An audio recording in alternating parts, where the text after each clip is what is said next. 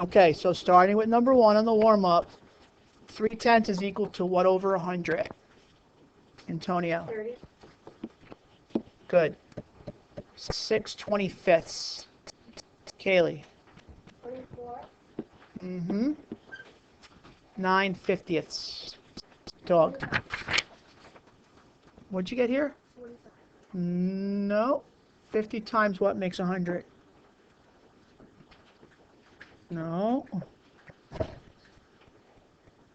Close though, not times 20, but everybody times. Therefore, 9 times 2 makes 18. What do they all have in common? Steven. I found two things in common. Go. There's all hundreds at the bottom for the second ratio. Okay, denominators are 100. And Go ahead. 3 and 6 can go into all of them. And so can 2. 2 and 3 and 6 can go in it. Okay, and that's valid too. The key observation though is that these are ratios out of 100 or per 100, which is really what percent is per 100. Michael. I also wrote they go up by 6, and if you look at the 18, it goes plus 6 is 24, and plus 6 is 30. Fair point too. That happened to happen by accident, okay? Coincidental. The key fact here is that we're making equivalent ratios out of 100 per 100, which is what percent is. Number 2. When you go through the multiplication, like you're supposed to,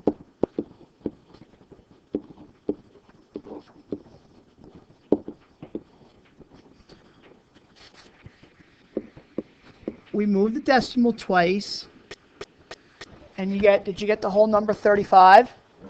Yes. What'd you get for number 2? Mo. Did you get 84? Yes. What'd you get for number 3? Bella. Did you guys get 9? Yes. What do you think the purpose of this warm-up was to show you? Antonio. You have to move the decimal 2 times over, it's multiplied by 100. Right, since we're in the percents unit, I wanted you to realize that if you take any decimal and multiply it by 100, the decimal moves how many places? 2 times to the right. 2 times to the right. Okay? Which is a shortcut that you can take from here on out. You are allowed to do that without having to show work. Okay? Let's just put it into words. The decimal moves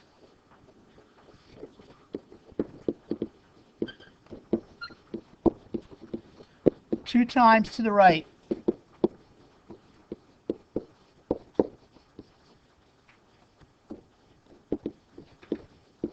When multiplying by 100.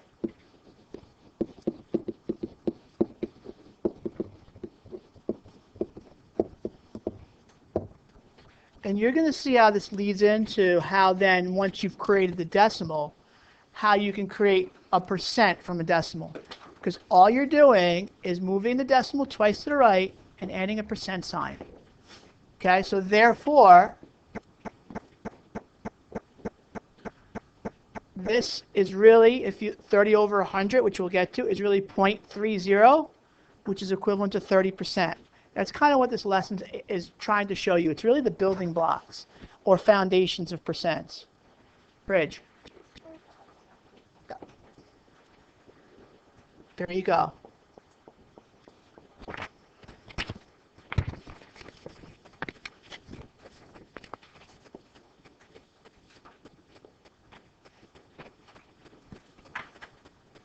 All right, my purpose with example 1, I found this in years past that students don't always know that when they see a sale at a store that means that they're going to pay less for that item.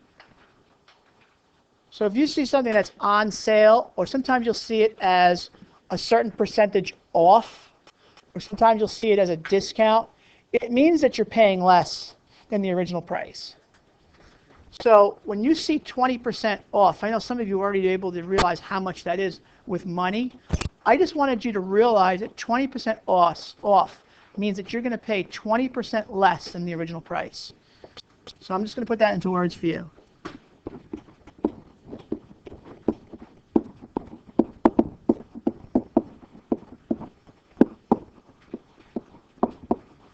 Discounts are good. We want discounts.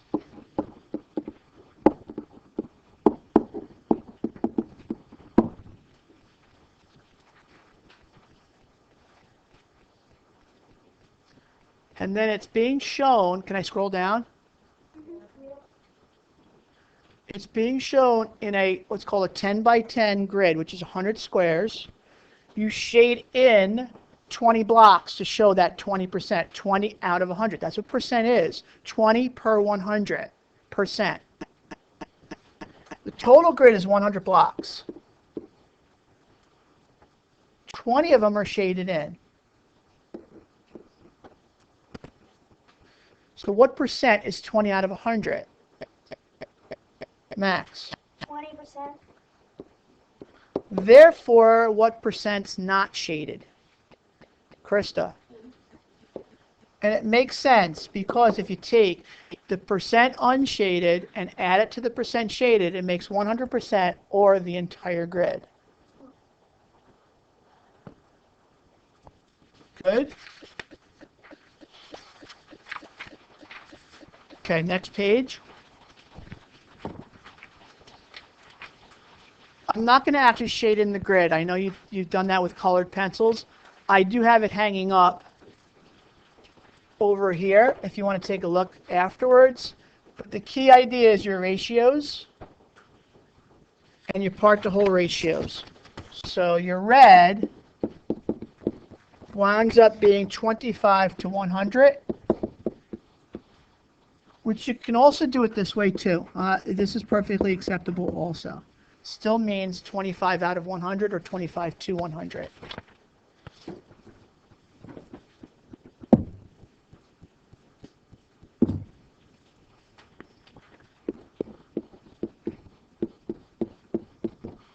Purple wound up being 30 to 100, right?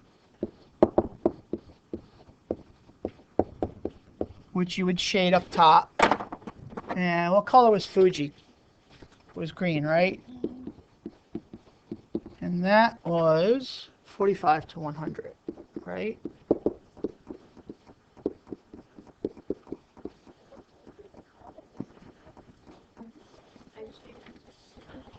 I don't think it gave you the colors, did it? Yeah. It does not give you the colors. You pick your own colors. I picked 3 different ones. Right, that's right. Oh, okay. Okay. Then this is really an important page. This is the one I'm most concerned about because this is also fundamental concepts of understanding how fractions, decimals, and percentages are related. All right, what fraction does each box represent? Think about what one box out of how many? Bridge. Correct, that's 1 out of 100. How many of you got that right?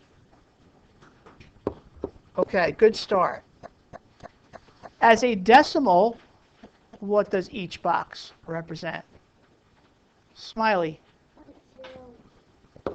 Correct. Now watch. Ready? How would you say this fraction?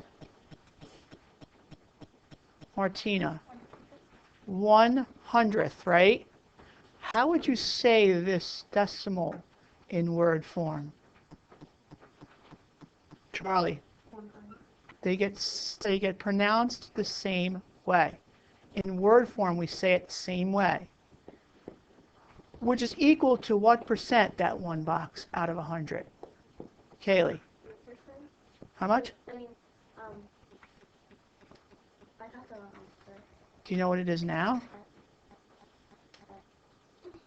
Remember what percent means per 100. It's one box per 100, which is what percent? 1%. Therefore, 1/100th is equal to 0.01, which is equal to 1%. They're all different equivalent values done 3 different ways. Fraction form, ratio form, same thing. Decimal form, percentage form. They're all the same value. It's still that one box. Now we take it a step further. Now we start taking a look at the shaded region. As a fraction, what fraction of the boxes out of 100 are shaded?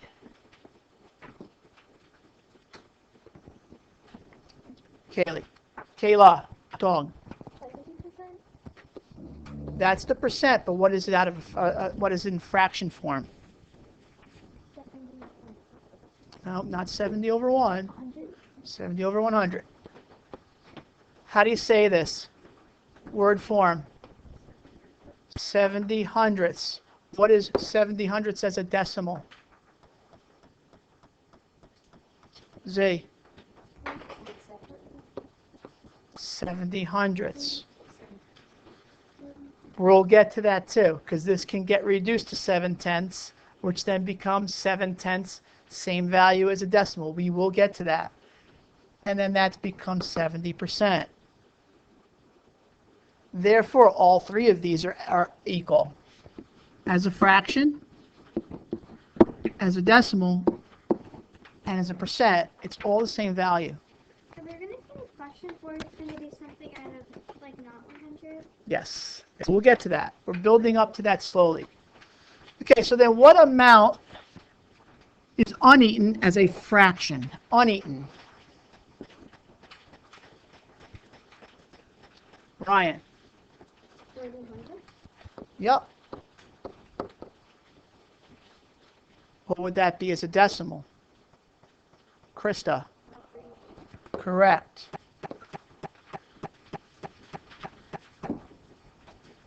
And what does that become as a percent? Charlie. Right. Making all 3 of those equal to each other.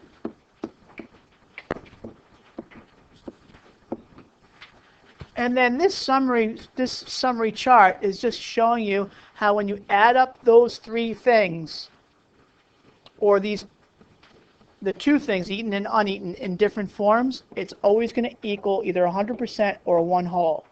So eaten was, what goes here? Just shout it out. What goes here? 70 out of 100. As a decimal. As a decimal, I'm going down. 0.70 as a percent. Okay, now not eaten as a fraction. Shout it out.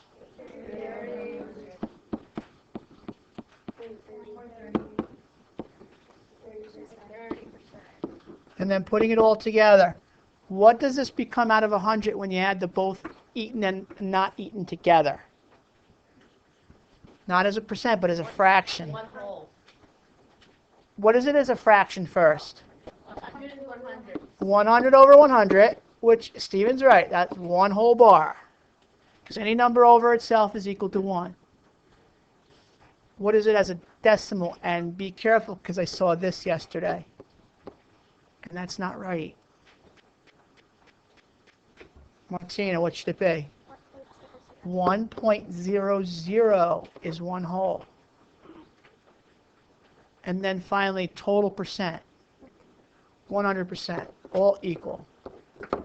Okay, here's what's going to happen. Oh, go to your homework. I'll show it to you real quick. Problem set on the last 2 pages. This was 16. Check your numbers. Make sure that they add up okay.